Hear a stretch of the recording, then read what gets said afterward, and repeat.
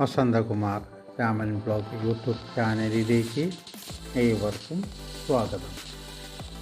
ഇന്ന് പറയാൻ പോകുന്നത് പ്രദോഷവ്രതത്തെക്കുറിച്ചാണ്. പ്രസിദ്ധമായ ഈ വ്രതം ശിവപ്രീതികരമാണ്. ത്രയോദശി സന്ധ്യയ്ക്ക് വരുന്ന ദിവസമാണ് വ്രതമനുഷ്ഠിക്കുന്നത്. പ്രദോഷ സന്ധ്യയിൽ പാർവതീദേവിയെ പീഠത്തിൽ ആസന്നസ്ഥയാക്കിയിട്ട് ശിവൻ നൃത്തം ചെയ്യുന്നു. ഈ സമയത്ത് സകല ദേവതകളും സന്നിഹിതരായി ശിവനെ ഭജിക്കുന്നുവെന്നാണ് വിശ്വാസം. ഈ ദിനത്തിൽ വിധിപ്രകാരം വ്രതമനുഷ്ഠിക്കുന്നത് മൂലം സകല പാപങ്ങളും നശിക്കുന്നു. ദാരിദ്ര്യ ദുഃഖശമനം, കീർത്തി, ശത്രുനാശം, സന്താനലബ്ധി, രോഗശാന്തി, ആയുസ്സ്, ക്ഷേമം, ഐശ്വര്യം എന്നിവയെല്ലാം ലൗകിക മനുഷ്യന് പ്രദാനം ചെയ്യാൻ കഴിവുള്ള വ്രതമാണിത്.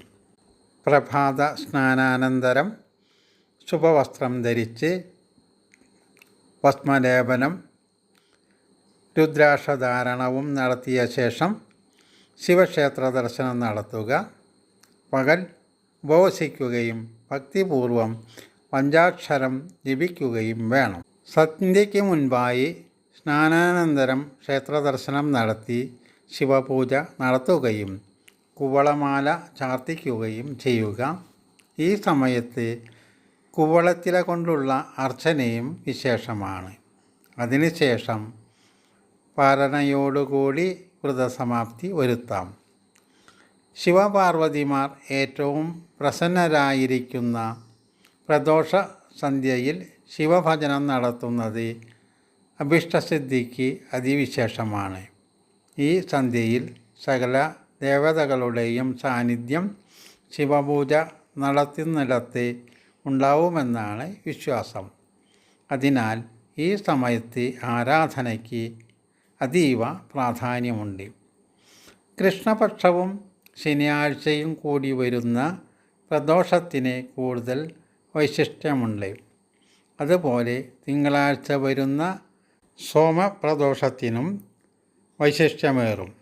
സമ്പത്ത്, ഐശ്വര്യം, സന്താന സൗഖ്യം തുടങ്ങി ഭൗതികമായ അഭിവൃദ്ധി നൽകുന്ന വ്രതമാണിത്. ആദിത്യ ദശാകാലമുള്ളവർ ഈ വ്രതമനുഷ്ഠിക്കുന്നത് കൂടുതൽ ഐശ്വര്യപ്രദമായിരിക്കും.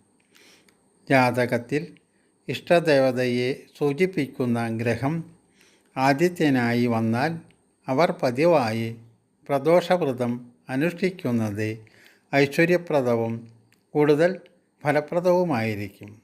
ശിവപാർവതി സന്നിധിയിൽ സകല ദേവന്മാരും സന്നിഹിതരാകും എന്നുള്ളതുകൊണ്ട് തന്നെ ഈ വ്രതത്തിന് വളരെയേറെ പ്രസക്തിയുണ്ട്.